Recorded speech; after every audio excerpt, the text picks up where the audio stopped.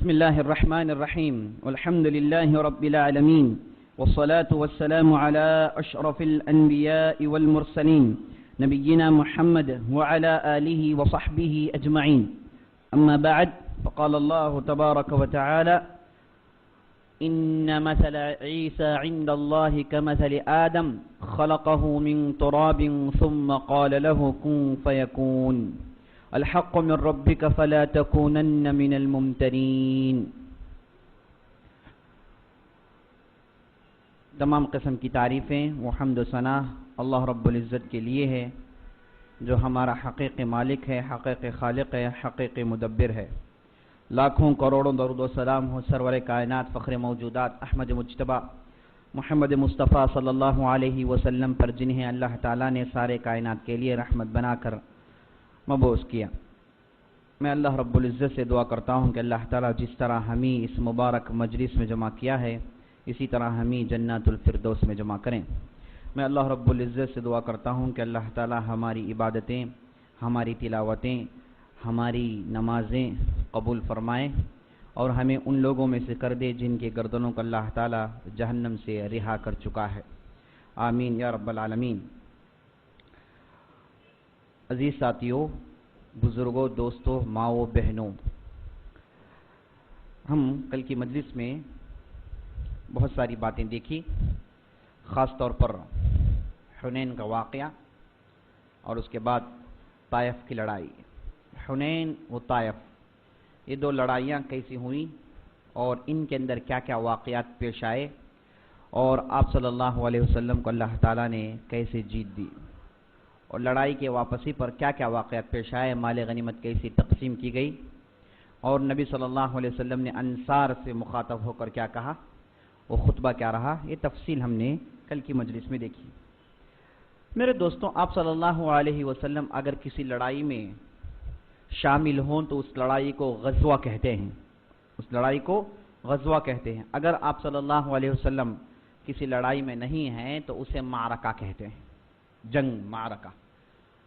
چھوٹے چھوٹے ٹولیاں جن کی تعداد 30 سے لے کے 40-50 کے آس پاس ہوتی ہے، یہ ٹولیاں جو جا کر قافلوں کو روکتی ہے، روب و دبدبہ ڈالتی ہے، گشت کرتی ہے. ان چھوٹے چھوٹے ٹولیوں کو میرے دوستوں سرایا کہا جاتا ہے. یہ پوری تفصیل ہم نے دیکھ لی. آپ صلی اللہ علیہ وسلم نے اپنی زندگی میں کل ملا کے 17 غزوات لڑے اور اس میں خون ریز لڑائیاں گنی چنی چند ہیں. چند لڑائیوں کے علاوہ آپ صلی اللہ علیہ وسلم کے عام لڑائیاں ایسی ہوتی تھی، آپ سمجھاتے کم خون خرچ پر مصالحت کر لیتے، صلح ہو جاتی. آپ دیکھتے ہیں، اب حساب لگائیں گے تو اہل علم کہتے ہیں کہ آپ صلی اللہ علیہ وسلم کے لڑائیوں میں صرف 100 سے لے کے 150 کے آس پاس کے لوگ ہی وفات پائے، کفار میں بھی اور مسلمانوں میں بھی. تو خون بہت کم بہایا گیا، اور لشکر کا روب و دبدبہ اللہ تعالیٰ دشمنوں کے دل میں اتنا ڈال دیتا ہے کہ وہ بڑی تیزی سے مصالحت اور صلح کے لیے اتر آ جاتے ہیں.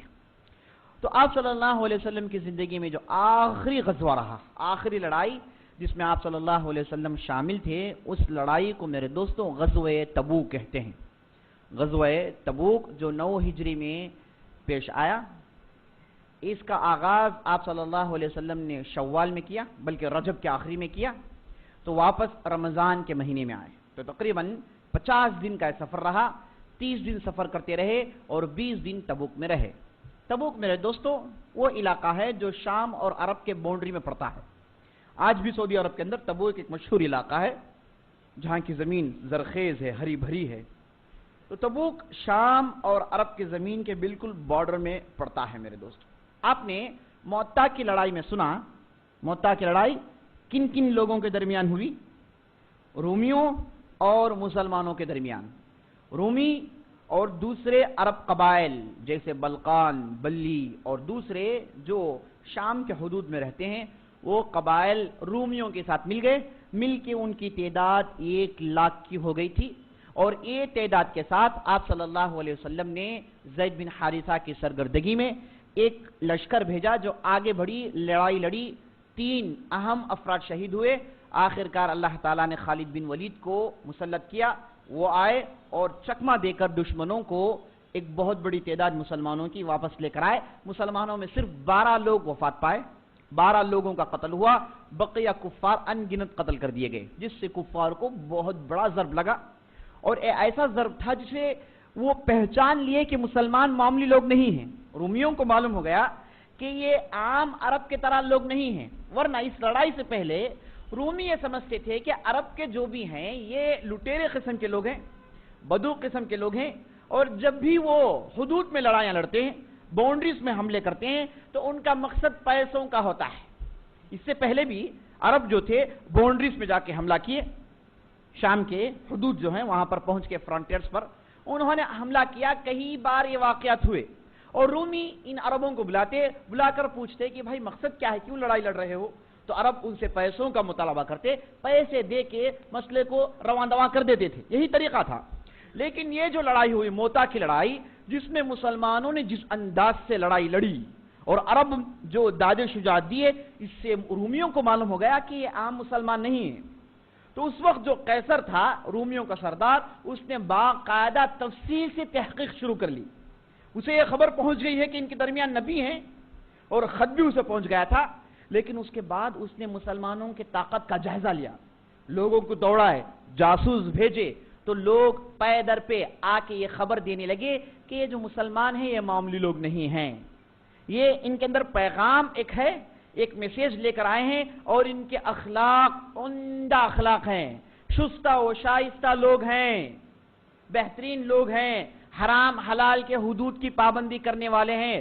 تو قیصر کو یہ اخبار پہنچتے رہے, اور اس کے ذریعے سے مسلمانوں کی عزت اور رعب و دبدبا قیصر اور رومیوں کے دل میں پڑ گیا تھا. لیکن اس کے باوجود رومی یہ چاہتے تھے کہ مسلمانوں کی جو طاقت بڑھ رہی ہے, یہ ہے مکہ مدینہ میں, لیکن دیکھیں تقریباً 2000 کلومیٹر دور شام کے حدود تک ان کی بات پہنچ گئی ہے. تو رومیوں کے بڑوں کو یہ خدشہ ہوا, یہ خوف ہوا کہ اگر انہیں روکا نہیں جائے, یا عربوں کو روکا نہیں جائے, ان قریب ضرور یہ شام کے علاقے کو اپنے قبضے میں لے لیں گے. یہ یقین ہو گیا تھا ان کو. یہ ایک طرف رعب ہے, ایک طرف مسلمانوں کا ڈر ہے, خوف میں پڑے ہیں. اب دوسری طرف اپنی گدی بچانے کی پڑی ہے ان کو.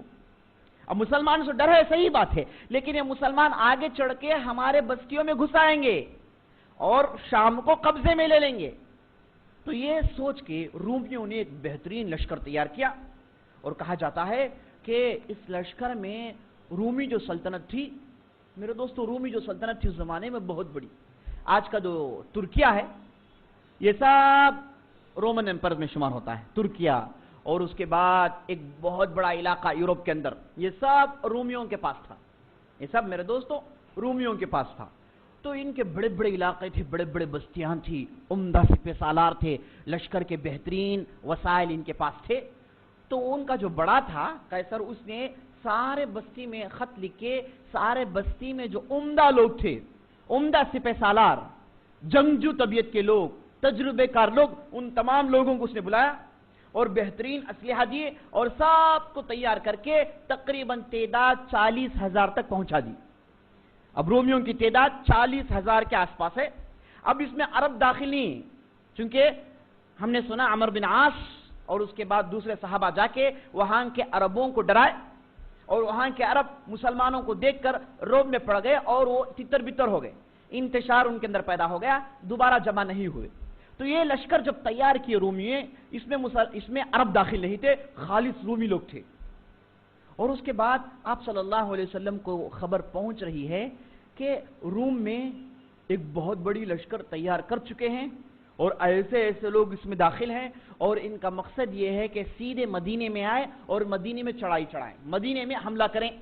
آپ صلی اللہ علیہ وسلم کو خبر مل رہی ہے, مسلسل خبر آ رہی ہے. آپ صلی اللہ علیہ وسلم جاسوسوں کو بھیج رہے ہیں, جاسوس جا رہے ہیں, خبر لا کر دے رہے ہیں. تقریباً 3-4 مہینے یہی کشمکش میں آپ صلی اللہ علیہ وسلم تھے, یہاں تک کہ آپ صلی اللہ علیہ وسلم کو 9 ہجری شوال کے مہینے میں یقین ہو گیا کہ نہیں یہ جو رومی ہیں خاموش بیٹھے نہیں ہیں, باقاعدہ انہوں نے لشکر تیار کر رکھی ہے, اور اس کی یہ تعداد ہے. یہ معلوم ہونا تھا, آپ صلی اللہ علیہ وسلم نے اعلان کر دیا کہ لوگوں اب لشکر تیار کرنا ہے, چلو اب جمع ہو جاؤ, اعلان ہو گیا تھا.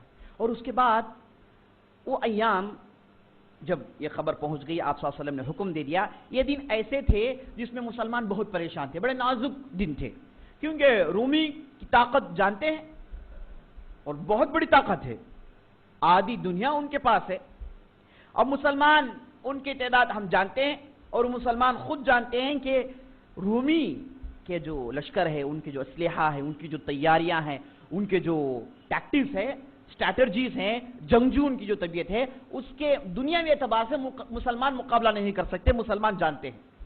اسی لیے وہ ایام میں بڑے الرٹ تھے مسلمان، اور آپ صلی اللہ علیہ وسلم چاروں طرف لوگوں کو گشت کے لیے بھیج دیتے اور مدینے کی حفاظت کرتے رہتے لوگ. اور عمر بن خطاب بعد میں کہتے ہیں کہ ان دنوں جس طریقے سے ہم ڈر میں تھے، جس طریقے سے ہم الرٹ تھے، اس کی مثال یہ ہے کہ ایک مرتبہ ایک میرا دوست تھا، انصاری دوست، میں وہ آپ صلی اللہ علیہ وسلم کی مجلس میں جاتے، کبھی میں غائب ہو جاتا، وہ میری نیابت کرتا، وہ جا کے دینی تعلیم حاصل کرتا اور لا کے میرے پاس پورے معلومات دے دیتا. اگر کبھی وہ غائب ہو جائے تو میں مجلس میں پہنچ جاتا، آپ صلی اللہ علیہ وسلم کی باتیں سنتا، احادیث سنتا، قرآن کے معلومات جمع کرتا، فقہی مسائل جمع کرتا، اور اس کے بعد میں جا کے وہ انصاری صحابی کے پاس پہنچا دیتا. دونوں آپس میں نیابت کیا کرتے تھے علم کے لیے. میرے دوستوں، کتنی بہترین مثال دیکھیے. مجلس میں آ رہے ہیں، نہیں آ سکتے، کوئی دنیاوی غرض ہے تو ایک آدمی کو اپوائنٹ کر دیے، دونوں نے اتفاق کر لیا کہ مجلس میں ایک دن تم جاؤ گے، ایک دن میں جاؤں گا، معلومات جمع کرنے کے لیے، اور دونوں مل بیٹھتے تھے، ایک دوسرے میں معلومات بانٹ لیتے تھے، علم ایک دوسرے میں بڑھا لیتے تھے. بہت بہترین مثال ہے میرے دوست، بہت ہی بہترین مثال ہے. ایسا کرنا چاہیے. اس سے معلوم ہوتا ہے کہ عمر بن خطاب اور وہ انصاری صحابی کے پاس علم کی کتنی اہمیت تھی. بہرحال عمر بن خطاب کہتے ہیں کہ ان دن جب ہم تبوک سے پہلے جو ایام گزرے، اس میں ہم اتنے چوکنا تھے، اتنے بے قرار تھے کہ ایک مرتبہ میں اپنے گھر میں بیٹھا تھا، اچانک میرا دوست انصاری آیا، آ کر وہ دروازے کو پیٹنے لگا، تیزی سے مارنے لگا. تو میں اٹھتا ہوا، چلاتا ہوا دروازے کے پاس دوڑا اور میں نے کہا کہ رومی آ گئے ہیں، رومی آ گئے ہیں، حملہ کرنے کے لیے رومی آ گئے ہیں. یہ کہتے ہوئے میں دروازہ کھولا تو دروازے کے اندر سے، دروازے کے باہر سے انصاری نے خبر پہنچائی کہ نہیں نہیں، مسئلہ اس سے سنگین ہے. ہوا یہ کہ آپ صلی اللہ علیہ وسلم نے اپنے بیویوں کے ساتھ ایلا کیا ہے، اپنی بیویوں کے ساتھ ایلا کیا ہے. آپ صلی اللہ علیہ وسلم کی جتنی بھی بیویاں تھیں اس میں عمر بن خطاب کی بیٹی بھی تھی جن کا نام حفصہ تھا. یہ سب آپ صلی اللہ علیہ وسلم کے زوجیت میں تھی. ہوا یہ کہ ایک مرتبہ یہ پوری بیویاں جمع ہوئی، آپس میں پروگرام بنائے، میٹنگ ڈالے. جب آپ صلی اللہ علیہ وسلم آئے تو آپ صلی اللہ علیہ وسلم کے سامنے یہ مدعا پیش کیے کہ آپ جو خرچ دے رہے ہیں بہت کم ہے، آپ جو خرچ دے رہے ہیں بہت کم ہے. بعض لوگ کہتے ہیں کہ تو روز ہمارے گھر میں ہوتا ہے، یہ تو روز ہمارے گھر میں پیش آنے والا مسئلہ ہے. اب اللہ کے رسول کی بیویاں جمع ہوئی، سب نے کہا کہ اللہ کے رسول آپ کا جو خرچ ہے دے رہے ہیں بہت کم ہے، لہذا آپ اسے بڑھائیے. تو آپ صلی اللہ علیہ وسلم کے پاس یہ کہنا تھا. آپ صلی اللہ علیہ وسلم غصہ آ گیا، کیونکہ آپ صلی اللہ علیہ وسلم، کیونکہ یہ جو صحابیات تھیں، یہ جو آپ صلی اللہ علیہ وسلم کی بیویاں تھیں، ان کو معلوم تھا کہ ڈھیر سارا مال آ رہا ہے، خیبر کے پیداوار ہیں، زمینیں ہیں، مال آ رہا ہے، لیکن آپ صلی اللہ علیہ وسلم پورا صدقہ کر دیتے ہیں، سب کچھ صدقہ کر دیتے ہیں، اور اپنے لیے، اپنے بیویوں کے لیے گنے چنے چند سکے اور چند مال رکھنے کے بعد پورا اللہ کی راہ میں خرچ کر دیتے ہیں. ایک مرتبہ فجر کی نماز کے لیے آئے، نماز پڑھنے کے بعد بے قرار ہو گئے، اٹھ کر بھاگے، پھر واپس آ کے اطمینان کے ساتھ بڑھ گئے. صحابہ نے پوچھا اللہ کے رسول کیا ماجرا ہے؟ تو آپ صلی اللہ علیہ وسلم نے کہا کہ 2 دن سے میرے گھر میں ایک سونے کی کمبی پڑی ہوئی ہے، بہت بے قرار کر رہی تھی، اب جایا صدقہ کر کے واپس آ گیا، اب گیا میں صدقہ کر کے واپس آ کے بیٹھا ہوں. یعنی اس حد تک آپ صلی اللہ علیہ وسلم دریا دل تھے، اندھا دھن خرچ کرتے تھے اور لوگوں کو بہت زیادہ سخاوت کرتے تھے. اس سے ہوا ہے کہ بیویوں نے چاہا کہ آپ صلی اللہ علیہ وسلم سے کہیں کہ تھوڑا ہمارے لیے بھی آسودگی آ جائے، ہم بھی تھوڑے آرام سے رہنا شروع کر دیں. تو آپ صلی اللہ علیہ وسلم کے بات پسند نہیں آئی. آپ صلی اللہ علیہ وسلم یہ چاہتے تھے کہ ان کے بیویاں بھی وہ صبر جھیلیں، آزمائش میں اتریں، تکالیف جھیلیں، یہ دنیاوی زندگی کی خواہش نہ کریں، یہ دنیاوی آسودگی کی خواہش نہ کریں جیسے دوسرے منافقین کر رہے ہیں، جیسے دوسرے کچے ایمان والے کر رہے ہیں، جیسے دوسرے ابھی جو اسلام میں آئے ہیں جیسے ویسے وہ کر رہے ہیں، ویسے میری بیویاں نہیں کرنی چاہیے. یہ آپ صلی اللہ علیہ وسلم کا مقصد تھا. لیکن ان لوگوں نے پیدر پہ مسلسل سوالات کیے تو آپ صلی اللہ علیہ وسلم کو بہت غصہ گیا. آپ صلی اللہ علیہ وسلم ایک بالائی علاقے میں گئے, جا کر بولے کہ میں اپنے بیویوں کے پاس نہیں جاؤں گا. تقریباً آپ صلی اللہ علیہ وسلم 4 مہینے تک ایلا کیے. ایلا کہتے ہیں میرے دوستوں میاں بیوی کے درمیان کچھ بھی تعلقات نہیں, یہ میاں ہیں بیوی ہیں بس, کوئی تعلقات نہیں, نہ طلاق ہوا ہے نہ خلا ہوا ہے. 4 مہینے تک مسئلے کو اٹکا کر رکھنا اس کو ایلا کہتے ہیں. شرعی حکم یہ ہے کہ آدمی اگر ایلا کرنا چاہے تو میکسیمم 4 مہینے کر سکتا ہے. اس کے بعد قاضی کو لا کر دخل اندازی کریں اور قاضی پوچھے گا کہ بھائی کیا ہے, مستقل طور پر آپ چلنا چاہتے ہو یا پھر روکنا چاہتے ہو. دیکھنے کے بعد میاں اور بیوی سے گفتگو کرنے کے بعد قاضی فیصلہ سنائے گا کہ طلاق دیا جائے یا پھر خلا لیا جائے. اسی کو ایلا کہتے ہیں. تو 4 مہینے تک بغیر کسی تعلقات کے, بات چیت بھی نہیں, ہیں ایک ہی گھر میں لیکن دونوں میں ایک دم کدورت, دوریاں ہیں. 4 مہینے تک دل نہیں جڑے, 4 مہینے تک میکسیمم یہ کرنے کی اجازت ہے. 4 مہینے کے بعد فیصلہ کریں. اسی کو ایلا کہتے ہیں, اسی کو ایلا کہتے ہیں. اور عام طور پر لوگ سوال کرتے ہیں کہ بھائی لوگ کمانے کے لیے جاتے ہیں, عرب ممالک جاتے ہیں 2 سال 3 سال رہ جاتے ہیں, کیا یہ ایلا میں شمار ہوگا؟ یاد رکھ لیجئے میرے دوستو, ایلا اس وقت ہوگا جب میاں بیوی دونوں ناراض ہوں, یا پھر بیوی ناراض ہو یا پھر میاں ناراض ہوں. اب یہ جو کمانے کے لیے جاتے ہیں اس میں ناراضگی نہیں ہے, یہ بیوی کی اجازت سے آدمی جا رہا ہے. ہاں یہ تو ضروری ہے بیوی کی اجازت لینا ہے. جو بھی آدمی بیوی کو چھوڑ کر کمانے کے لیے جائے اس کے لیے ضروری ہے کہ بیوی کی اجازت لیں, کیونکہ اس کا حق چھین رہا ہے. وہ بیوی کی اجازت لے کے وہ جا سکتا ہے, 1 سال یا پھر 2 سال جائیں, کمائیں, واپس آئیں. اگر بیوی کی اجازت ہے, بیوی اس سے راضی ہے تو یہ کام کر سکتا ہے. اگر بیوی راضی نہیں تو ہو سکتا ہے مسئلہ ایلے کا جائے, مسئلہ ایلے کا جائے. تو بہرحال میرے دوستو یہ تعلقات کاٹ کر خاموش رہنا, مسئلے کو پینڈنگ میں ڈالنا, اسی کو ایلا کہتے ہیں, جو میکسیمم 4 مہینے تک جائز ہے. اس کے بعد فیصلہ کرنا ضروری ہے. تو آپ صلی اللہ علیہ وسلم نے اپنی بیویوں کے ساتھ ایلا کیا, غصے میں آ گئے, بیویوں کے پاس کسی کے پاس نہیں گئے. تو یہ انصاری آ کے عمر بن خطاب کو خبر دیتے ہوئے یہ کہا کہ آپ صلی اللہ علیہ وسلم نے اپنے بیویوں کو طلاق دے دیا, اپنے بیویوں کو طلاق دے دیا. تو عمر بن خطاب جس انداز سے بتائے اٹھ کر بھاگے, بولے کہ کیا رومی آ گئے, کیا رومی آ گئے. اس سے معلوم ہوتا ہے کہ مدینے کے اندر رومیوں کی کیسی داغ بیل دی گئی تھی, کس انداز سے مسلمان ان ایام میں ڈر رہے تھے. اس کے بعد وہ مسئلہ یہ ہوا, عمر بن خطاب گئے, جا کے آپ صلی اللہ علیہ وسلم سے ملاقات کیے.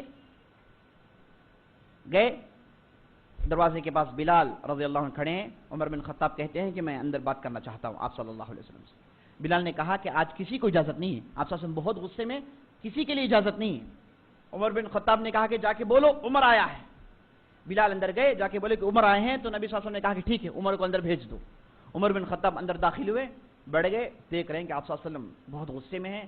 اور اس کے بعد ابھی چٹائی میں سو کر اٹھے تھے, چٹائی کے آثار گالوں میں نظر آ رہے تھے. عمر بن خطاب بیٹھے, اٹھتے ہی موضوع چھیڑے نہیں, حکیم آدمی تھے, تو اٹھتے ہی چاہے کہ آپ صلی اللہ علیہ وسلم سے چند بات چیت ہو جائے.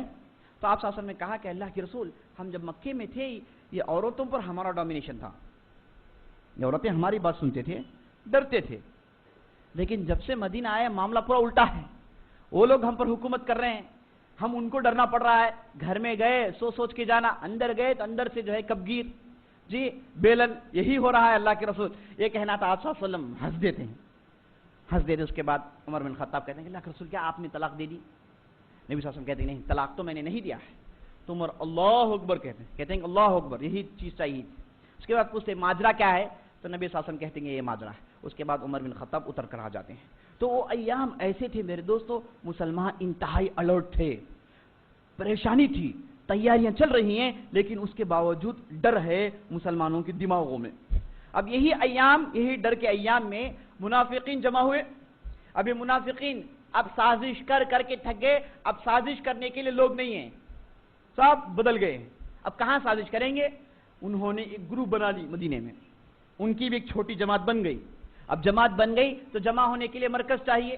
تو انہوں نے ایک مسجد بنائی جس کا نام مسجد ضرار رکھا, اور مسجد کی تعمیر ہو گئی. آپ صلی اللہ علیہ وسلم کو خبر ملی کہ نبی صلی اللہ علیہ وسلم آپ آ کے ادھر نماز پڑھیے تو ہم کو برکت ملے گی. اصل میں یہ لوگ لبادہ اوڑھ رہے ہیں تاکہ منتقین اور پرہیزگار لوگوں کو ٹھکائے. آپ صلی اللہ علیہ وسلم کو خبر ملی تو آپ صلی اللہ علیہ وسلم نہیں گئے، بولے کہ انشاءاللہ تبوک کی واپسی پر ہم دیکھ لیں گے۔ اتنے میں آپ صلی اللہ علیہ وسلم کو خبر مل جاتی ہے کہ یہ سب بنانے والے پورے نرے منافق ہیں، مقصد ان کا فتنے اور دسیسہ کاریاں کرنا ہے، تو لہٰذا نبی صلی اللہ علیہ وسلم آپ اس مسجد کو ڈھا دیجیے۔ تو جب آپ صلی اللہ علیہ وسلم تبوک سے واپس آئے تو مدینے میں داخل ہونے سے پہلے چند اصحاب کو بھیج کر بولے کہ اس مسجد کو توڑ دیں۔ اصحاب آئے، انہوں نے اس فتنے کے گڑھ کو توڑ دیا، اگرچہ کہ نام انہوں نے مسجد دے رکھی تھی، لیکن مرکز فتنوں کا تھا میرے دوستو، یہاں سے بیٹھ کے ہر قسم کے فتنے سوچتے تھے۔ اب مسجد بنا لی، تبوک سے پہلے مسجد بن گئی تھی، جمع ہوتے تھے، اور جب مسلمان جب لشکر کی تیاری کیے تو یہ منافقین آ کے مسلمانوں سے کہتے کہ تبوک جا رہے ہو، تم کو معلوم نہیں کہ رومی کتنی تعداد میں ہیں؟ 40,000 کی ان کی تعداد ہے، اور راستے کے پیچیدگیاں ہیں، کٹھن راستہ ہے، تم کو نہیں معلوم اب کھجوروں کا سیزن ہے، اب کھجور پکنے والے ہیں، اسے کون کاٹے گا؟ انصار کے پاس گئے، جا کے بولے کہ تمہارے کاشتکاریاں کون کرے گا؟ راستے کتنے پیچیدگیاں ہیں، دھوپ ہے، گرمی دھوپ ہے۔ تو ایسی ویسی باتیں منافقین کہہ کے مومنین کے ہمت کو پست کرنے کی کوشش کی۔ اسی لیے اللہ تعالیٰ قرآن میں جواب دیتا ہے، قل النار اشد حرا، اے نبی صلی اللہ علیہ وسلم ان لوگوں سے کہہ دیجئے، یہ لوگ کہتے ہیں کہ دھوپ زیادہ ہے، آپ ان سے کہہ دیجئے کہ اللہ تعالیٰ کی آگ اس دھوپ سے زیادہ گرمی والی ہے، دھوپ سے زیادہ تپش والی ہے۔ تو مومنین جب بھی منافقین آ کے بہکاتے، مومنین پختہ ایمان والے ہوتے جاتے اور بڑی تیزی سے تیاریاں کرتے جا رہے ہیں میرے دوستوں، اور مسلمانوں نے تیاریاں کی۔ یہ جو لڑائی کا جو فیصلہ تھا، اگرچہ کہ آپ صلی اللہ علیہ وسلم کو خبر ملی، آپ صلی اللہ علیہ وسلم نے چاہا کہ لڑائی مدینے میں بیٹھ کر نہیں لڑیں گے، بلکہ آگے بڑھ کے رومیوں کے علاقے میں داخل ہو کے لڑیں گے۔ یہ ایسا فیصلہ تھا جس سے معلوم ہوتا ہے کہ آپ صلی اللہ علیہ وسلم کتنے دلیر تھے، کتنے شجاع تھے، کتنی ہمت تھی۔ اگر چاہتے تو مدینے میں بیٹھ کر لڑتے تھے، لیکن نبی صلی اللہ علیہ وسلم نے کہا کہ نہیں، اگر ایک مرتبہ یہ مدینے میں آ جائیں، آس پاس کے علاقوں میں آ جائیں تو یہ علاقوں سے ان کی واقفیت ہو جائے گی، اور اس کے بعد ہمیشہ یہی سلسلہ جاری ہو جائے گا۔ اور اس کے بعد اب آگے بڑھ کے رومیوں سے مقابلہ کرنا، رومیوں کو پسپا کرنا، اس چیز کا اعلان ہے کہ اے عرب والوں دیکھ لو، اے دنیا والوں دیکھ لو کہ ہم دنیا کی بہت بڑی طاقت رومیوں سے لڑنے کے لیے بستی سے نکل کر ان کے علاقے میں داخل ہو کر ان کے علاقے میں لڑ رہے ہیں۔ یہ مسلمانوں کی ہمت پامردگی ہے، اس سے سارے عرب میں روب و دبدبہ پڑے گا، بنسبت اگر یہ بستی میں بیٹھ جاتے، ان کو لڑنے کے لیے چھوڑتے، آنے دیتے، تو یہ روب و دبدبہ، یہ مسلمانوں کا خوف کسی بھی قبیلے پر نہیں پڑتا۔ تو اس وقت آپ صلی اللہ علیہ وسلم جو فیصلہ لیا، مورخین اہل السیرہ یہ کہتے ہیں کہ آپ صلی اللہ علیہ وسلم کی طرف سے بہترین اقدام، بہترین سٹیپ تھا۔ یہ ایسا سٹیپ تھا جس کے ذریعے سے آپ صلی اللہ علیہ وسلم نے مدینے پر حملہ کرنا، لوگ آ کے مدینے پر حملہ کرنا، وہ تمام مسائل کا فل سٹاپ رکھ دیے۔ اس لیے ہم تاریخ میں دیکھتے ہیں اس کے بعد کوئی بھی مدینے پر چڑھائی چڑھانے کا سوچا نہیں، مدینے پہ آ کے حملہ کرنا یہ سوچے نہیں۔ لڑائی ہوگی دور مدینے سے، ہیڈ کوارٹر سے دور، مراکز سے دور، دور میدانوں میں، دور علاقوں میں لڑائیاں ہو رہی ہیں مسلمان اور غیر مسلمانوں کے درمیان، لیکن یہ غیر مسلمانوں کے اندر یہ ہمت، یہ سوچ بھی نہیں آ سکی کہ ڈائریکٹ مدینے کے پاس آئیں، ڈائریکٹ مکے کے پاس آ کر لڑے، کبھی بھی نہیں ہوا۔ تو آپ صلی اللہ علیہ وسلم نے جو سٹیپ اٹھایا، سوچ سمجھ کر اٹھائے، کئی دن سوچتے رہے، کئی دن سوچنے کے بعد آپ صلی اللہ علیہ وسلم نے فیصلہ سنایا کہ نہیں، اب ہم تبوک جائیں گے، ان کے علاقوں میں داخل ہو کے ان کے ساتھ لڑیں گے۔ اور اس کے بعد آپ صلی اللہ علیہ وسلم نے لشکر کی تیاری کے لیے مال جمانا شروع کیا۔ میرے دوستو، اس لڑائی کو جیش العسرہ کہتے ہیں۔ جنگ تبوک کا دوسرا نام ہے جیش العسرہ۔ جیش العسرہ مطلب بڑی تنگدستی کی حالت میں، بڑی سختی کی حالت میں ایک لشکر تیار کیا گیا تھا، سختی کی حالت، کیونکہ ہوا یہ تھا کہ پیداوار دھوپ زیادہ ہونے کی وجہ سے، بارش نہ ہونے کی وجہ سے پیداوار رک گئے تھے، زمین میں قحط سالی پڑ گئی تھی، زمین سوکھ گئی تھی، اور جو انکم آنے والے تھے وہ انکم نہیں آئے، بہت تکلیفی کا عالم تھا، بہت پریشانی کا عالم تھا۔ ویسی صورت میں آپ صلی اللہ علیہ وسلم نے فیصلہ کیا کہ اب ہم کو لڑائی لڑنا ہے۔ اہل علم کہتے ہیں یہ لڑائی جس سختی سے لڑی گئی اس کی علامت یہ ہے کہ راستے میں جب لشکر طے کر رہے تھے تو 18 آدمی کے لیے ایک اونٹ، 18 آدمی کے لیے ایک اونٹ، ایک آدمی بیٹھتا اترتا، اس کے بعد دوسرا آدمی بیٹھتا، تو 18 آدمی کے لیے ایک اونٹ کا فیصلہ ہوا۔ اکثر و بیشتر لوگ چل کر سفر طے کیے، جس کی مطلب میرے دوستوں مسافات 2500 کلومیٹر سے زیادہ، بہت دور کی مسافات، اور آپ صلی اللہ علیہ وسلم نے 30,000 کا لشکر تیار کیا تھا۔ کتنے لوگ ہیں؟ 30,000 لوگ ہیں۔ اور بدر میں میرے دوستوں صرف 9 سال پہلے مسلمانوں کی تعداد 300 کی تھی، اب 9 سال کے بعد دیکھیے مسلمانوں کی تعداد 30,000 ہے۔ اتنی بڑی تعداد لے کے آپ صلی اللہ علیہ وسلم نکل رہے ہیں۔ اب چونکہ بڑی تنگدستی کی حالت تھی، آپ صلی اللہ علیہ وسلم نے اعلان کیا جو بھی جس کے پاس جو کچھ بھی ہے سب لے کر آئیں، جس کے پاس جو بھی ہے سب لے کر آئیں۔ اب انفاق کرنے کا موقع ہے، اب لشکر تیار کرنا ہے، اشد ضرورت ہے پیسوں کی، اے لوگوں جاؤ پیسے لے کر آؤ۔ عثمان بن عفان جن کا لقب غنی تھا، مالدار آدمی تھے، وہ اس دن گئے، جا کے 100 اونٹ لا کے نبی صلی اللہ علیہ وسلم کو دیے، اس کے بعد 6 کلو چاندی دیے، پھر گئے دوسرے دن ہے پھر 100 اونٹ دیے، پھر گئے تیسرے دن ہے پھر 100 گھوڑے دیے۔ اس طریقے سے جاتے تھے، مسلسل 10 دن تک صدقہ خیرات کرتے رہے، اور ان کا صدقہ میرے دوستوں 900 اونٹ پر اور 6.5 کلو چاندی اور 100 گھوڑے پر مشتمل تھا۔ بہت بڑا صدقہ کیے۔ آپ صلی اللہ علیہ وسلم عثمان سے لیتے اور ڈالتے جاتے، لیتے ڈالتے جاتے، اور ساتھ ساتھ یہ کہتے ما ضر عثمان بعد اليوم، عثمان کو اس دن کے بعد چاہے وہ جو بھی کرے کوئی بھی چیز اسے نقصان پہنچانے والی نہیں ہے، خلاص فیصلہ، اس کے بعد جو بھی کرے عثمان سب عثمان کے لیے جائز ہے۔ یہ عمل جو عثمان کا ہے رضی اللہ عنہ بہت بڑا عمل ہے، اس کے بعد عثمان چاہے جو بھی کرے اللہ تعالیٰ عثمان کو معاف کرے گا۔ تو 900 اونٹ، 100 گھوڑے، 6 کلو چاندی سے زیادہ اللہ کے راہ میں خرچ کیے میرے دوستوں صرف ایک ہفتے میں عثمان رضی اللہ عنہ۔ اس کے بعد آئے نمبر 2 پر عبد الرحمن بن عوف، ان کے تعلق سے آتا ہے کہ یہ 30 کلو چاندی لا کر نبی صلی اللہ علیہ وسلم کو دی، اور دیتے رہے مسلسل دیتے رہے۔ آپ صلی اللہ علیہ وسلم عبد الرحمن سے بہت خوش رہے۔ اس کے بعد میرے دوستوں ابو بکر صدیق آئے، اپنے پاس جو بھی مال تھا لا کر صحن میں ڈال دیے، بولے کہ اللہ کے رسول دیکھیے میرا مال ہے۔ آپ صلی اللہ علیہ وسلم پوچھا کہ گھر میں تم نے کچھ چھوڑا ہے نہیں چھوڑا ہے؟ ابو بکر صدیق نے کہا کہ اللہ کے رسول میں نے گھر میں صرف آپ کا نام اور میرا نام، اللہ اور اللہ کے رسول کا نام میں نے چھوڑ کر آیا ہے، اب گھر میں میرے پاس کچھ اور چیز نہیں، جو بھی ہے سب لا لیا۔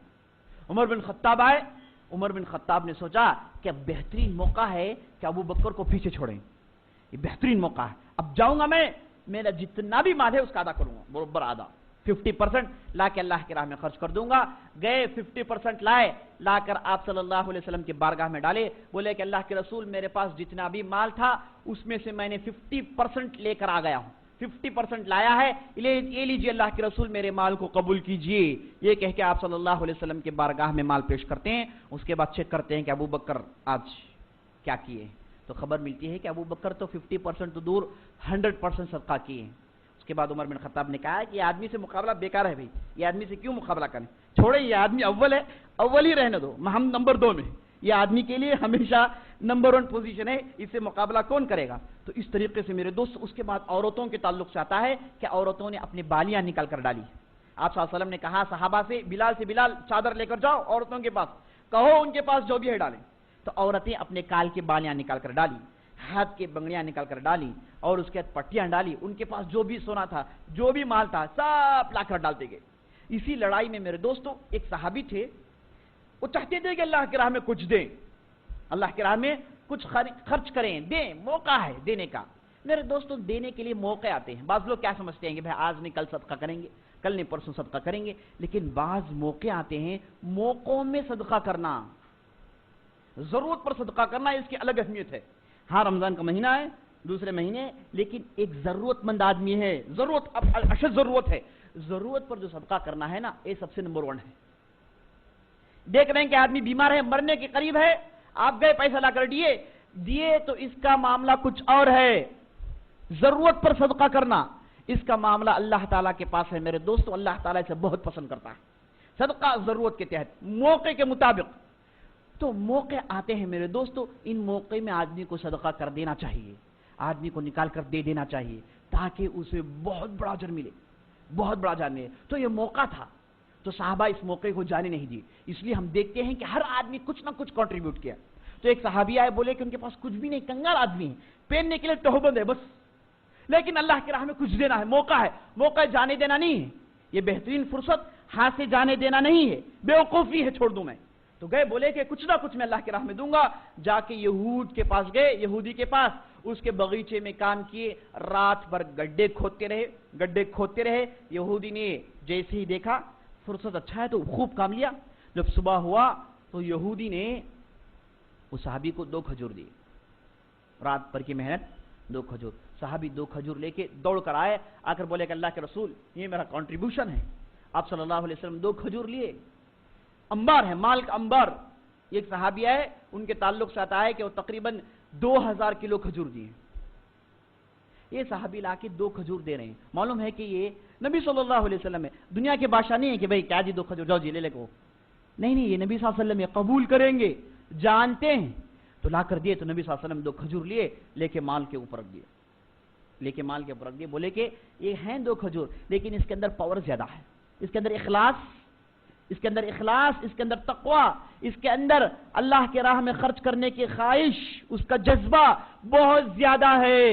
اللہ میرے دوستو گنتی کو نہیں دیکھتا، اللہ میرے دوستو کوانٹٹی نہیں دیکھتا، بلکہ اللہ تعالیٰ کوالٹی دیکھتا ہے. میرے دوست، آپ چاہے جو بھی خرچ کرے، لیکن اس میں کتنا ایمان ہے، کتنا صدقہ، کتنا جو سچائی ہے، کتنے جو صدقے کی نیت ہے، کتنی مضبوطی ہے، کتنا ایمان ہے، یہی اللہ دیکھتا ہے. آپ چاہے آپ کے پاس جو بھی ہے، آپ نے سب کچھ دے دیا، لیکن ایمان یہ جو ہے نا، ان اللہ لا ينظر الى صورکم انما ينظر الى قلوبکم. اللہ تعالیٰ آپ کے چہروں کو نہیں دیکھتا، آپ کے کپڑوں کو نہیں دیکھتا، آپ کے رنگوں کو نہیں دیکھتا، بلکہ اللہ تعالیٰ آپ کے دل کو دیکھتا ہے. یہ دل کتنا زندہ ہے، یہ دل، اس کے اندر کتنا ایمان ہے، یہ دل اللہ تعالیٰ سے کتنا ڈرتا ہے، اس کے اندر کتنا تقوی ہے. میرے دوستو اللہ تعالیٰ یہی دیکھتا ہے. تو نبی صلی اللہ علیہ وسلم نے اس صحابی سے 2 کھجور لیے اور تمام مال کے اوپر رکھ کر بولے کہ اس کا معاملہ کچھ اور ہے. تو بڑے وہ صحابی اتنے بولے تھے، بہت خوش ہو کے بھاگنے لگے. بولے کہ میں نے بھی کچھ صدقہ کیا ہے. بعض صحابہ آتے لا کے لاٹھی دیتے، اللہ کے رسول میرا کنٹریبیوشن لاٹھی. بعض صحابہ آئے آ کے ایک تیر دیے. بعض صحابہ آئے کمان دیا. اللہ کے رسول بولے کہ میرا خاندانی کمان ہے، میں آپ کے راہ میں دیتا ہوں.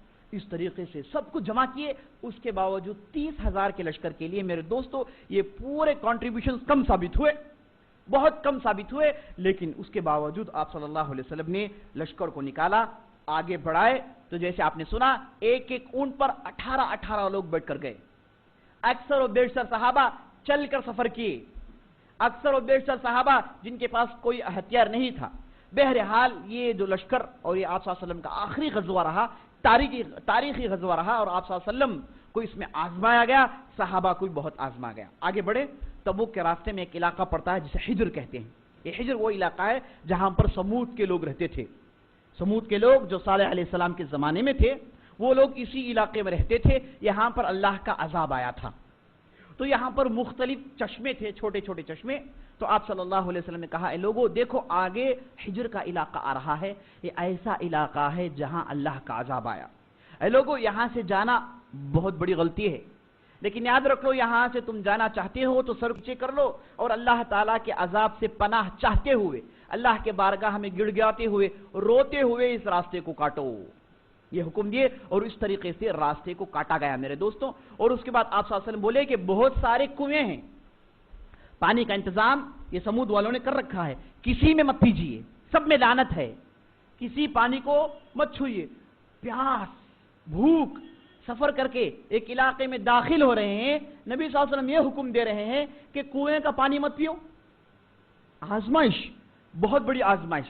آپ صلی اللہ علیہ وسلم نے کہا کہ یاد رکھ لو جو اونٹنی کا جو کنواں ہے جس میں اونٹنی آ کر پانی پیتی تھی، صالح علیہ السلام کی جو اونٹنی تھی وہ آ کر پانی پیتی تھی، ہے نا، اس کنویں سے البتہ پی سکتے ہیں. تو با صحابہ گئے، اس جو ہے اس کنویں کے پاس پہنچے، وہاں سے پانی اٹھائے، پانی پینے لگے. اس کے بعد آگے بڑھے. کنویں کا پانی بہت کم تھا. اس کے بعد آپ صلی اللہ علیہ وسلم نے کہا کہ چلو اب آگے بڑھنا ہے، یہاں پر زیادہ دیر رکنا نہیں ہے. آگے بڑھے. آپ صلی اللہ علیہ وسلم نے خوشخبری سنائی، اے لوگوں جان لو کہ آگے ایک چشمہ آنے والا ہے، چشمے میں پانی کم ہے، تم میں سے اگر کوئی آدمی اس چشمے کے پاس پہنچ جائے تو ہرگز اس میں سے پانی نہ پئیں جب تک کہ میں نہیں آ جاتا. میں آنے کے بعد ادھر سے پانی اٹھا کر دوں گا، میرے ہاتھوں سے تم لوگ پانی پیو گے. مجھ سے پہلے اگر کوئی ادھر پہنچ جائے کوئی پانی نہیں پیے گا. آزمائش میرے دوست. ہم نے قرآن میں دیکھا طالوت علیہ السلام جب اپنا لشکر لے کر جاتے ہیں अमालिका से लड़ने के लिए, कुफ्फार से लड़ने के लिए, तो उनके साथ बहुत बड़ा लश्कर था। जब जा रहे थे और रास्ते में एक नहर गुजरी, नदी, पूरी बनी इसराइल नदी में उतर गई, प्यासे हैं, हलक सूखा हुआ है, कांटे चुभ रहे हैं। तालूत ने ऐलान किया, ऐ लोगों, इस नहर का पानी मत पियो। बनु इसराइल के लिए उनके मुनासिब आजमाइश, नहर में है, घोड़े डुबकियां लगा रहे हैं, इनके कमरों तक पानी है, हुक्म खुदावंदी ये है कि इसमें से पानी नहीं पिया जाए। हाँ, अगर किसी ने 2 चुल्लू पी लिए तो अलग बात है, 2-3 चुल्लू पी लिए तो अलग बात है, लेकिन सेरी से पानी नहीं पिया जाए। लेकिन ये जालिम ऐसे थे, जमकर पानी पिए। यहां पर मोहम्मद सल्लल्लाहु अलैहि वसल्लम की उम्मत और मूसा अलैहिस्सलाम की उम्मत में फर्क देखिए। सहाबा, आप सल्लल्लाहु अलैहि वसल्लम का हुक्म हो गया, कुएं से पानी नहीं पिए। और उसके बाद लश्कर में 30,000 के लश्कर में 2 ऐसे अफराद थे जो आगे बढ़ के चश्मे के पास पहुंच गए और चंद पानी उन्होंने पी लिया। आप सल्लल्लाहु अलैहि वसल्लम बाद में पहुंचे, देखते ही कहा कि किसी ने यहां से पानी पिया है। लोगों ने कहा कि अल्लाह के रसूल, हम 2 ने पानी पिया, बहुत प्यासे थे इसलिए हमने पी लिया। तो आप सल्लल्लाहु अलैहि वसल्लम बहुत गुस्सा आया, आप सल्लल्लाहु अलैहि वसल्लम ने डांटा, कहा कि आपको मेरी बात समझ भी नहीं आई, मैंने तुमको कहा था कि पानी मत पियो। और उसके बाद खूब डांटे, आप सल्लल्लाहु अलैहि वसल्लम को बहुत गुस्सा आया। उसके बाद आप सल्लल्लाहु अलैहि वसल्लम आगे बढ़े, उसके बाद आप सल्लल्लाहु अलैहि वसल्लम जो भी उधर पानी था उससे वुजू किए, अपना चेहरा धोए, अपने हाथ धोए और उसके बाद वो पानी उसमें डाल दिए। उसके बाद देखते ही देखते पानी फव्वारों की तरह निकल रहा है, फव्वारों की तरह निकल रहा है, यहां तक कि चश्मा पानी से भर गया। अब 30,000 की तादाद खूब सेरी होकर पी रही है, खूब पानी पिए। और उसके बाद पानी पीने के बाद आप सल्लल्लाहु अलैहि वसल्लम ने कहा कि चलो आगे बढ़ना है। लश्कर आगे बढ़ता है। आप सल्लल्लाहु अलैहि वसल्लम थोड़ी देर के बाद कहते हैं, लोगों जान लो, आज की रात तूफान की रात है, आंधी की रात है, लिहाजा जाओ अपने ऊंटों को बड़ी मजबूती से बंधो और चुपके से खामोशी से सो जाओ, चुपके से खामोशी से लेट जाओ, कोई नहीं उठेगा। आंधी जब चल रही है, कोई उठ के क्या हो रहा है मत देखो, बदतरीन जगह है, अल्लाह का अज़ाब है। यहां की आंधी कुछ अजीब और गरीब होती है। गए, आंधी शुरू हुई, एक सहाबी बनु तय के उठ के वो देखे तो आंधी आई, इनको लेके जाके पहाड़ में धचका मारा, चकनाचूर होके गिरे, 2 पहाड़ के बीच में गिरे और मर गए साहब। नबी सल्लल्लाहु अलैहि वसल्लम दूसरे दिन कहा कि मैंने कहा था तुम लोगों को, मैंने कहा था कि कोई उठ के ना देखें, ये आंधी की खसलत ही है, मैं जानता हूं, आप लोग मेरी बात क्यों नहीं माने। देखो कि एक साहब कत्ल कर दिए गए हैं।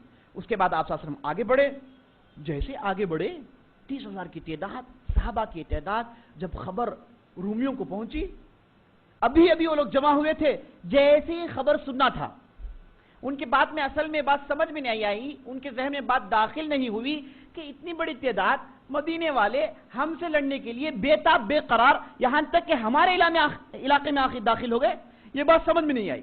इससे वो लोग डर गए, उनके दिल में रोब और दबदबा पड़ गया कि अच्छा, मुसलमानों के अंदर इतनी ताकत है, हमसे लड़ने के लिए इतनी दूर सफर कर आए हैं, लिहाजा इनकी ताकत कुछ और हो सकती है।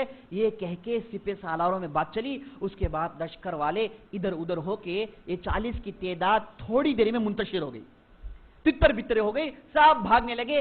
आप सल्लल्लाहु अलैहि वसल्लम गए, तबूक पहुंचे, 1 दिन नहीं, 2 दिन नहीं, बल्कि 20 दिन तक इंतजार करते रहे। बोले कि आएंगे वो लोग, और लोगों को भेजे कि जाके खबर सुनाओ, जाके खबर सुनाओ, लश्कर आई है, आकर लड़ लें, आकर अपनी प्यास बुझा लें।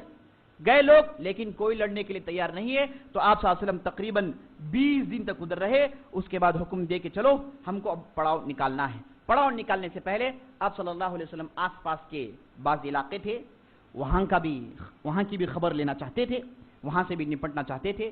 तो लिहाजा आप सल्लल्लाहु अलैहि वसल्लम ने खालिद बिन वलीद को बुलाकर बोले कि 150 आदमी लेकर जाओ, आगे एक इलाका है जिसे दौमतुल जंदल कहा जाता है, उस इलाके का सरदार है जिसका नाम उकैदिर। इसके ताल्लुक से मैंने सुना है कि ये मुसलमानों का दुश्मन है, लुटेरे तबीयत का है, जाओ इसे अरेस्ट कर लेकर आओ।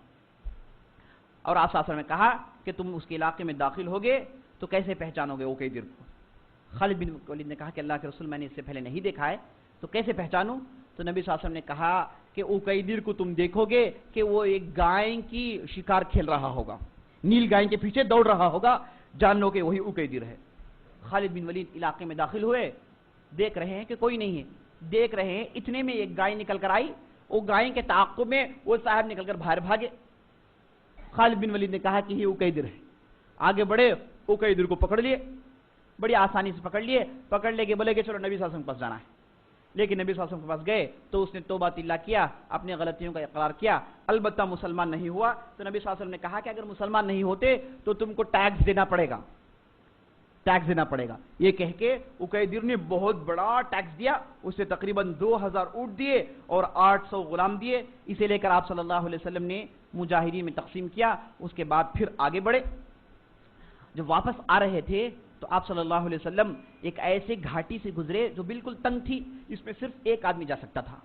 जब आप सल्लल्लाहु अलैहि वसल्लम एक आदमी दाखिल हो रहे थे तो लश्कर में जो मुनाफिकीन थे, जिनकी तादाद 12 थी, वो अपने चेहरों में डांटा बांधे और चाहे कि आप सल्लल्लाहु अलैहि वसल्लम को कत्ल कर दें। तीरों को लेकर, तलवारों को लेकर इस घाटी के पास आ गए थे। अनकरीब था कि कत्ल कर देते, लेकिन जैसे आप सल्लल्लाहु अलैहि वसल्लम को उन्होंने देखा, दिल में उनके अजीबोगरीब रोब पड़ गया। चाहते हैं कत्ल करना लेकिन हो नहीं रहा है, डर गए। उसके बाद आप साहब ने कहा कि ए हुज़ैफा आगे बढ़ो, उनकी खबर लो। तो हुज़ैफा आगे बढ़कर उनके पीछे गए तो लोग भाग के जाके लश्कर में छुप गए, अपने चेहरों को खोल लिया। उसके बाद आप सल्लल्लाहु अलैहि वसल्लम ने हुज़ैफा को बुलाया, हुज़ैफा यमान को बुलाया, बिन यमान को। बोले कि हुज़ैफा, जो लोग कत्ल करने आए थे उनकी तादाद 12 की थी, उनमें फलान था, फलान था, फलान था, फलान था, ये सब मुनाफिकीन हैं। इसके अलावा आप सल्लल्लाहु अलैहि वसल्लम ने मुनाफिकीन की एक दूसरी लिस्ट भी दी। बोले कि हमारे दरमियान ये मुनाफिकीन हैं, ए हुज़ैफा इसे ले लो अपने पास, इसे राज में रखना, किसी और को नहीं बताना। तो हुज़ैफा का लक़ब उस दिन से पड़ गया राज़दार नबी सल्लल्लाहु अलैहि वसल्लम। आप सल्लल्लाहु अलैहि वसल्लम के राज इनके पास हुआ करती थी, राज की बातें, खास तौर पर मुनाफिकीन की लिस्ट इनके पास हुआ करती थी। ये एक ऐसे फर्द थे आप सल्लल्लाहु अलैहि वसल्लम के जाने के बाद और आप सल्लल्लाहु अलैहि वसल्लम के ज़माने में जो मुनाफिकीन को पहचानते थे, मुनाफिकीन को पहचानते थे। उनको मालूम था कि मुनाफिक है, फलां मुनाफिक है, लेकिन छुपाने का हुक्म था, छुपा के रखे थे, किसी से इजहार नहीं करते थे कि फलां साहब मुनाफिक है, लेकिन दिल ही दिल में इनको मालूम हो जाता था कि ये साहब मुनाफिक हैं। इसीलिए उमर बिन खत्ताब आम तौर पर इनके पास जाते, जाकर कहते कि लिस्ट में मेरा नाम है, लिस्ट में मेरा नाम है। तो हुज़ैफा कहते हैं उमर बिन खत्ताब आप और लिस्ट, कहते कि नहीं नहीं चेक कर लो, मेरा नाम तो नहीं है कहीं।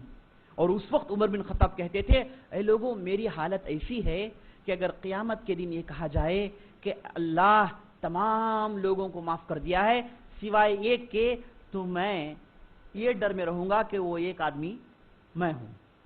अगर क़यामत के दिन ये कहा जाए कि अल्लाह ताला सबको अज़ाब में डाल दिया है सिवाय एक के, तो मैं ये उम्मीद करूंगा कि वो एक मैं हूं। इस तरीके से मेरा ईमान है। तो आम तौर पर हुज़ैफा के पास जाते, ये मुनाफिकीन की लिस्ट चेक करते, हुज़ैफा से कहते कि देखो मेरा नाम तो कहीं ऐड नहीं हो गया।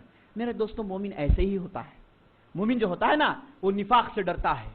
सबसे ज्यादा डर मोमिन को निफाक से होता है, कहीं वो मुनाफिक तो नहीं हो गया।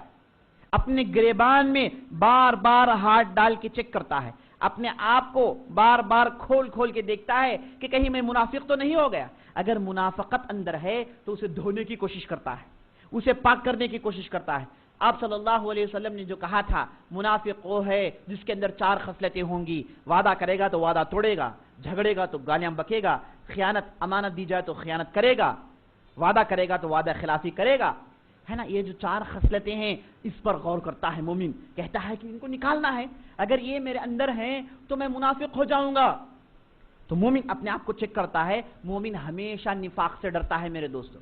मोमिन कभी भी नहीं कहता कि मेरा दिन ईमान पक्का है, मैं फलां से ज्यादा ईमान वाला हूं, फलां से ज्यादा मेरा ईमान पुख्ता है, ये नहीं कहता, बल्कि उसके अंदर आजिजी इंकिसारी तवाज़ो होता है। कहता है कि नहीं नहीं ईमान तो है लेकिन ये निफाक का डर है, ये निफाक का डर है, ये डर में हमेशा पड़ा रहता है मेरे दोस्तों। मोमिन ऐसे ही होता है। आपने हंज़ला का वाक़या सुना।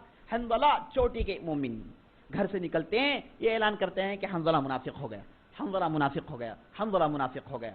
अबू बकर मुलाकात करते हैं, वो कहते हैं कि मैं भी तो, ये आपके पास है तो मैं भी मुनाफिक हूं। दोनों नारा लगाते फिरते हैं, यहां तक कि नबी सल्लल्लाहु अलैहि वसल्लम की मजलिस में पहुंचते हैं तो आप सल्लल्लाहु अलैहि वसल्लम से पूरा माजरा सुनाते हैं। तो आप सल्लल्लाहु अलैहि वसल्लम कहते हैं कि अगर तुम्हारे अंदर वही ईमान रहे जो मेरे मजलिस में होता है, ऐ लोगों जान लो तुमसे मलाइका मुलाकात करेंगे, मलाइका तुमसे रोजाना आके मुसाफा करेंगे, लेकिन तुम इंसान हो, گوشت پوشت سے بنے ہو، تمہارے رگوں میں خون دوڑتا ہے، تم مٹی سے بنے ہو، تم لوگ اتنا ایمان ہمیشہ مینٹین نہیں کر سکتے۔ جان لو کبھی ایمان چڑھے گا، کبھی ایمان اترے گا۔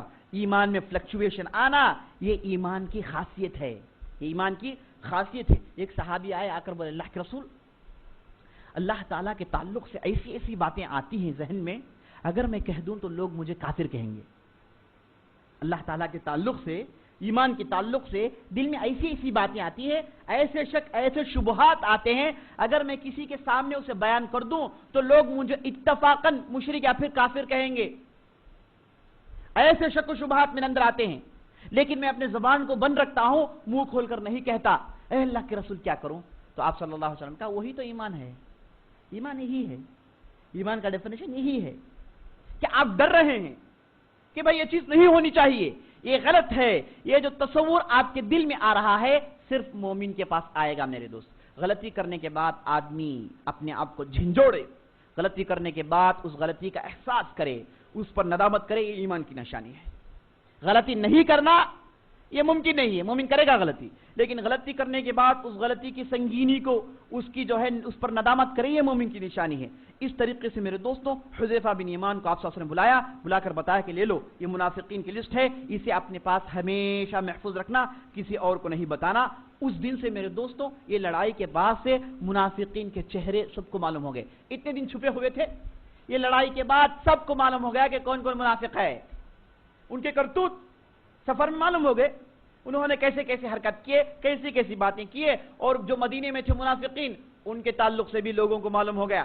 اور علی بن ابی طالب کو آپ صلی اللہ علیہ وسلم نے مدینے میں چھوڑ رکھا تھا تاکہ نبی صلی اللہ علیہ وسلم کے دوسرے معاملات دیکھ لیں، لیکن یہ منافقین بار بار آ کے علی رضی اللہ عنہ سے ایسی باتیں کرنے لگے، علی رضی اللہ عنہ ڈر گئے، بولے کہ کہیں میں تو منافق نہیں ہو گیا ان لوگوں کے ساتھ جمع ہو کے، دوڑ کر واپس آپ صلی اللہ علیہ وسلم کے پاس گئے تو آپ صلی اللہ علیہ وسلم نے کہا کہ نہیں علی جاؤ، تم مومن ہو، تمہاری مثال ہارون جیسی ہے، جیسے موسیٰ نے ہارون کو چھوڑ کر 40 دن کے چلے میں گئے تھے، وہ ایسے میں تم کو چھوڑ کر جا رہا ہوں، جاؤ تم مومن ہو، یہ کہہ کہ علی رضی اللہ عنہ کا آپ صلی اللہ علیہ وسلم نے واپس کیا۔ اس طریقے سے اس لڑائی کے بعد سورہ توبہ نازل ہوئی۔ سورہ توبہ میں میرے دوست اللہ تعالیٰ نے منافقین کے پورے پول کو کھول کر رکھ دیا، منافقین کے پورے صفات کو بیان کر دیا، ان کے لچک بھری باتیں، ان کی شیرین باتیں اور کھوکھلا انداز، دل جو خالی ہوتا ہے، ان کی شخصیتوں کو اللہ تعالیٰ نے کھول کھول کر رکھ دیا۔ جب آپ صلی اللہ علیہ وسلم مدینہ پہنچے تو ہوا یہ کہ 80 کے قریب منافقین آئے، آ کر نبی صلی اللہ علیہ وسلم سے کہے اللہ کے رسول ہم لڑنے والے ہی تھے، لڑنا چاہتے تھے، لیکن فلاں کام آ گیا، فلاں کام آ گیا، بیوی نے روک دیا، بچوں کے ذمہ داریاں تھی، ایسی ویسی کہہ کے عذریں اور بہانے پیش کرتے گئے۔ آپ صلی اللہ علیہ وسلم نے ان کے عذروں کو قبول کیا، ان سے بیعت لی اور کہا کہ تمہارا معاملہ اللہ کے پاس ہے۔ منافقین کو سب کو اللہ نبی صلی اللہ علیہ وسلم نے معاف کر دیا، لیکن 3 مومن تھے جو پھنس گئے تھے، 3 ایسے مومن تھے، ایک کا نام کعب بن مالک، دوسرے کا نام مرارہ اور تیسرے کا نام ہلال، تینوں صحابہ تھے، یہ تینوں پھنس گئے تھے۔ یہ تینوں اصل میں لڑائی کے لیے جانے والے تھے، لیکن آلسی پن کی وجہ سے کل جائیں گے پرسوں جائیں گے کہتے کہتے 50 دن نکل گئے، وہ مدینے میں رہے۔ یہ تینوں آپ صلی اللہ علیہ وسلم کے پاس آئے، آپ صلی اللہ علیہ وسلم نے ان سے بائیکاٹ کیا، ان سے سلام نہیں کیے۔ مومن نے بولے نہیں سلام کریں گے، قریب آئے سلام کریں، آپ صلی اللہ علیہ وسلم نے سلام نہیں کیا، بولے کہ تم مومن ہو، تم ایسی غلطی کر رہے ہو، نہیں نہیں تم کو سزا دینا ہے، تو بائیکاٹ کیا گیا، تقریباً 50 دن تک بائیکاٹ کیا گیا۔ کعب بن مالک کہتے ہیں کہ ان تینوں میں نوجوان تھا، 50 دن کے بعد آپ صلی اللہ علیہ وسلم نے یہ حکم بھیجا کہ میں اپنی بیوی کو ان کے مائکے بھیج دوں، میں نے مائکے بھیج دیا۔ یہ 50 دن میرے لیے بڑی ہی سنگین دن تھے، یہاں تک کہ مجھے روم سے خط ملا، خط میں لکھا گیا تھا کہ دیکھو تمہارے محمد نے تمہارے ساتھ کیا سلوک کیا، تم محمد کو چھوڑو ہم سے آ کر مل جاؤ، یہاں تک خط ملا۔ لیکن کعب بن مالک کہتے ہیں کہ میں تڑپتا رہا، روتا رہا، کوئی مسلمان مجھ سے گفتگو نہیں کرتا تھا۔ 50 دن بھیانک بائیکاٹ کیا گیا۔ اس کے بعد کعب بن مالک کے تعلق سے اللہ تعالیٰ نے قرآن میں آیت نازل کی، اور ان کے اصحاب کے تعلق سے اللہ تعالیٰ نے قرآن میں آیت نازل کی، وَعَلَى الثَّلَاثَةِ الَّذِينَ خُلِّفُوا حَتَّى إِذَا ضَاقَتْ عَلَيْهِمُ الْأَرْضُ بِمَا رَحُبَتْ وَضَاقَتْ عَلَيْهِمْ أَنفُسُهُمْ وَظَنُّوا أَن لَّا مَلْجَأَ مِنَ اللَّهِ إِلَّا إِلَيْهِ ثم تاب علیہم یتوب ان اللہ هو التواب الرحیم۔ وہ 3 لوگ جو پیچھے رہ گئے تھے، اللہ تعالیٰ ان کو آزمایا، یہاں تک کہ زمین ان پر تنگ ہو گئی اور بہت پریشان ہوئے، اور یہاں تک انہوں نے اپنی دلوں میں کہا کہ اللہ تعالیٰ کے علاوہ کوئی ذریعہ نہیں ہے، تو اللہ تعالیٰ ان کے توبہ کو قبول کرتا ہے، اللہ تعالیٰ انہیں معاف کرتا ہے۔ تو ان تین کے توبے کو اللہ تعالیٰ نے نازل کیا اور ان کے ایمان کو ثابت کیا. یہ اسی واقعے میں ہوا میرے دوست. اس کے بعد جیسے آپ نے سنا منافقین کی پول کھل گئی. منافق کون ہے, مومن کون ہے, بڑی اچھے انداز سے لوگ پہچاننے لگے, لیکن پوائنٹ آؤٹ کر کے فردن فردن جاننے والے حذیفہ بن یمان تھے. یہ لڑائی 6-9 ہجری میں ہوئی, تقریباً 50 دن کا سفر تھا. اس کے بعد آپ صلی اللہ علیہ وسلم آئے. اس کے بعد لڑائیاں ختم. آپ صلی اللہ علیہ وسلم کی آخری لڑائی تھی تبوک کا واقعہ, تبوک کا غزوہ آخری غزوہ تھا. اس کے بعد آپ صلی اللہ علیہ وسلم لڑائی کے لیے نہیں نکلے. اس کے بعد دور آیا وفود کا, ڈیلیگیشنز, مختلف قسم کے ڈیلیگیشنز آ رہے ہیں. لوگ جوک در جوک آ رہے ہیں, بڑی بڑی تعداد میں آ رہے ہیں. سب آ رہے ہیں, سب قبیلے والے آ رہے ہیں, مدینے میں رہ رہے ہیں, تعلیم حاصل کر رہے ہیں, مسلمان ہو رہے ہیں اور واپس جا رہے ہیں. یہ سلسلہ شروع ہو گیا. ان گنت تقریباً 50 سے زیادہ وفد آئے, 50 سے زیادہ ڈیلیگیشنز آئے. کوئی آ رہا ہے بنو حمدان, بنو جزیمہ, بنو حوازن, بنو طی, مختلف قسم کے لوگ. آپ صلی اللہ علیہ وسلم ہمیشہ بزی ہیں. فجر میں ایک ڈیلیگیشن آیا, ملاقات ہوئی. تھوڑی دیر میں دوسرا ڈیلیگیشن آ گیا, ظہر میں ملاقات ہو رہی ہے, عصر کے بعد ملاقات ہو رہی ہے, مغرب کے بعد ملاقات ہو رہی ہے, اور عشاء کے بعد ملاقات ہو رہی ہے. راتوں میں بیٹھ بیٹھ کے سب سے بیعت لے رہے ہیں. آپ صلی اللہ علیہ وسلم کی زندگی میں یہ 9واں سال, یہ 9ویں ہجری بڑی ہی جو ہے بزی اور بڑے ہی جو آپ سے مشغول تھے. رات اور دن یہی کام تھا. یہ جو قبائل آئے اس میں سے 2 قبائل قابل ذکر ہیں. ایک نجران سے وفد آیا تھا. نجران سعودی عرب کے ساؤتھ میں ہیں. اس وقت یہ پورے نجرانی عیسائی تھے. ان کے پاس خبر ملی تو وہ ایک بہت بڑا ڈیلیگیشن لے کر, وفد لے کر مدینہ پہنچ گئے. اب ان کے ساتھ بڑے بڑے شخصیتیں, ان کے پادر ہیں, ان کے جو پادریاں ہیں وہ بھی سب ان کے ساتھ ہیں. سب آئے. آپ صلی اللہ علیہ وسلم سے گفتگو شروع ہوئی. شروع میں تھوڑی ہلکی پھلکی بات ہوئی. اس کے بعد عیسیٰ علیہ السلام کے تعلق سے بات چیت شروع ہوئی. تو انہوں نے کہا کہ اے محمد, تم عیسیٰ کے تعلق سے کیا کہتے ہو؟ آپ صلی اللہ علیہ وسلم خاموش رہے, کچھ بھی نہیں کہے. ایک دن خاموش رہے, یہاں تک کہ چہمے گوئیاں شروع ہو گئی. دیکھو نبی صلی اللہ علیہ وسلم خاموش ہیں, ان کے پاس جواب نہیں ہے. تو اللہ تعالیٰ نے قرآن میں آیت نازل کیا, ان مثل عیسیٰ عند اللہ کمثل آدم خلقہ من تراب ثم قال له کن فیکون. اے نبی صلی اللہ علیہ وسلم, اے لوگو جان لو, عیسیٰ علیہ السلام کی مثال آدم جیسی ہے. آدم کو اللہ تعالیٰ نے مٹی سے بنایا اور اس کے بعد پھونک ماری اور کہا گیا کہ ہو جاؤ تو وہ ہو گیا. آدم کی مثال ہے, تو عیسیٰ کے تعلق سے کیا بحث کر رہے ہو؟ اس کے بعد اللہ تعالیٰ نے مباہلے کا حکم دیا. یہ کہا گیا قل تعالوا ندعو ابناءنا وابناءكم ونساءنا ونساءكم وانفسنا وانفسكم ثم نبتهل ونجعل لعنة الله على الكافرين. مباہلے کا حکم نجرانیوں کو سمجھایا گیا بات, لیکن وہ ماننے کے لیے تیار نہیں ہیں, اڑے ہیں, عیسیٰ کے تعلق سے اڑے ہیں. یہاں تک کہ 2-3 دن کے بعد آپ صلی اللہ علیہ وسلم نے کہا کہ ٹھیک ہے بھائی, اگر بات ایسی ہے, بحث ادھر پہنچ گئی ہے, میں اللہ کا نبی ہوں, میں مباہلے کے لیے بلا رہا ہوں. تم اپنے بچوں کو لاؤ, اپنی عورتوں کو لاؤ, میں اپنے بچوں کو لاتا ہوں, اپنی عورتوں کو لاتا ہوں. ٹہر کر اللہ تعالیٰ کی لعنت پوچھیں گے. کون حق ہے اس پر اللہ تعالیٰ کی لعنت نہیں, اور جو جھوٹا ہے اس پر اللہ تعالیٰ کی لعنت ہے. چلو کل جمع ہو جائیں گے. تو آپ صلی اللہ علیہ وسلم گئے, شیرخوار حسین حسین کو اٹھا لیے, چھوٹے چھوٹے بچے ہیں ان کو لے لیا آپ صلی اللہ علیہ وسلم, ساتھ فاطمہ کو لے لیے, ساتھ علی کو لے لیے, سیدھے پہنچ گئے. بولے کہ میرا خاندان ہے, چلو اب مباہلہ کریں گے. یہ جو عیسائی تھے ڈر گئے, وہ آپس میں بیٹھ کر گفتگو کرنے لگے. بولے کہ اگر یہ آدمی نبی ہے تو یاد رکھ لو ہمارے پورے کا پورا خاندان برباد ہو جائے گا. ہم اس دنیا میں تصور بھی نہیں کر سکتے, ویسے برباد ہو جائیں گے.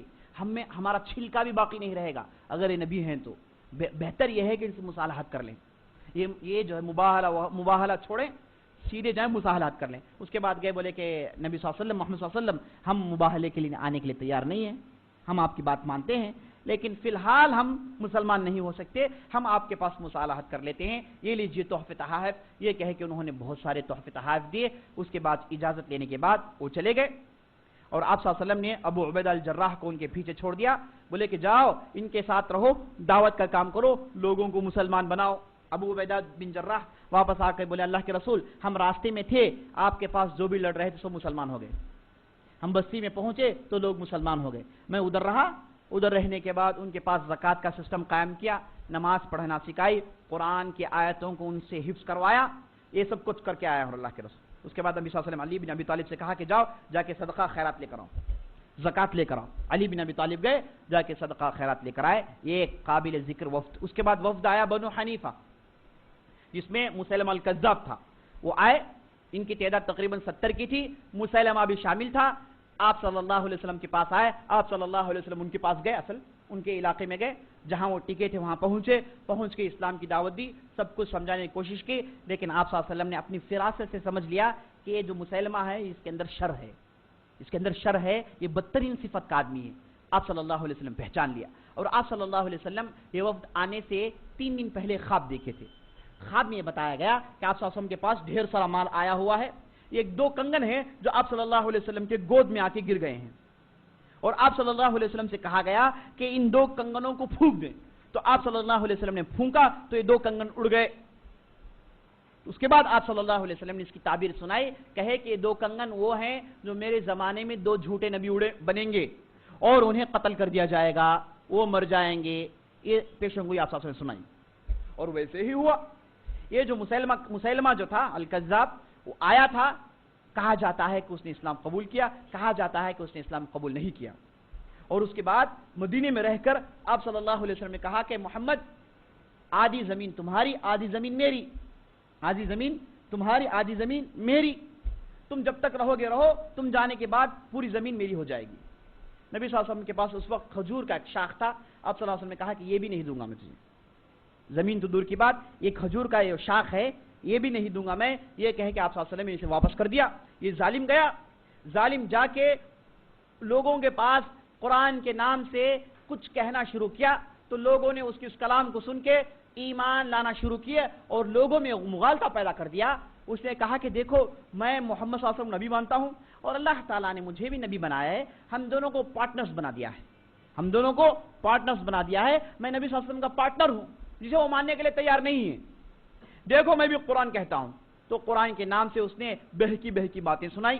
ایک مرتبہ عمر بن عاص سفر کر گئے, جا کر اس کی بات سننے کے بعد لوگوں کو جمع کر بولے میں محمد کی بات سنا ہوں صلی اللہ علیہ وسلم, ان کی بات عقل کو سمجھ میں آتی ہے, ان کی بات عقل سے مخاطب ہے, لیکن یہ جو مسیلمہ الکذاب ہے اس کی باتیں کیسی ہے, الطاحنات طحنا, کوٹ کر رکھ دینے والی, گہوں کو کوٹنے والی. انہوں نے کہا کہ یہ جو مسیلمہ کذاب کی آیتیں ہیں اس کا تعلق پیٹ سے ہے, پیٹ کو مخاطب کر رہی ہے, عقل کو مخاطب نہیں کر رہی. یہ کہہ کے چلے گئے. اس کے بعد ہوا یہ کہ ابوبکر صدیق کا زمانہ آیا, تو ابوبکر صدیق نے لشکر جرار بھیجا. اس کے بعد مسیلمہ الکذاب کو قتل کر دیا گیا. قتل کرنے والے میرے دوست وحشی تھے جنہوں نے حمزہ رضی اللہ عنہ کا قتل کیا تھا. اس کے بدلے میں انہوں نے مسیلمہ الکذاب کا قتل کیا اور بڑی گھمسان کی لڑائی ہوئی, بہت ہی بڑی گھمسان کی لڑائی ہوئی.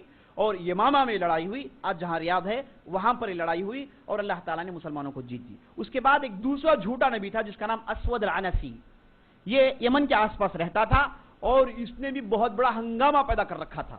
یہاں تک کہ اس کی ایک بیوی تھی, وہ بھی نبیہ کا دعویٰ کی, پورا خاندان نبوت کا دعویٰ کیا, سب مل کے بھیانک ہنگامہ مچا رکھے تھے. یہاں تک ایک صحابی جن کا نام فیروز تھا, وہ ان لوگوں کے پاس غلام بن کر چلے جاتے ہیں, غلام بن کر رہ کے ایک رات وہ اسود العنسی کا قتل کر دیتے ہیں. اس وقت قتل کرتے ہیں جب آپ صلی اللہ علیہ وسلم کی وفات کے لیے صرف 2 دن باقی تھے. آپ صلی اللہ علیہ وسلم وفات ہونے سے پہلے ابوبکر صدیق کو بلا کر بولے دیکھو اسود العنسی کا قتل ہو گیا ہے, اسے مار دیا گیا ہے. مارنے والے ایک بہترین بندے اللہ تعالیٰ سے ڈرنے والے جن کا نام فیروز ہے, آپ صلی اللہ علیہ وسلم نے خبر دی. تو یہ 2 مشہور وفد ہیں.